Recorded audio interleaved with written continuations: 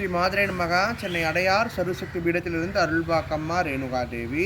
இன்றைய பதிவில் நம்ம என்ன விஷயம் பார்க்க போகிறோம் அப்படின்னு பார்த்தீங்கன்னா, கணவன் மனைவி சந்தோஷமான வாழ்க்கைக்கும் வளமான வாழ்க்கைக்கும் வாஸ்து சாஸ்திரம் சில குறிப்புகள் தருகிறது. அதாவது கணவன் மனைவி வாழ்க்கையில் மிக அந்நுண்ணியமாக சந்தோஷமாக இருப்பதற்கு சில விதமான மாற்றங்கள் நிறைந்த மனையே நம்மளுக்கு மகிழ்ச்சியை தரும் அப்படின்றதுக்காக இன்றைய வாஸ்து குறிப்பு.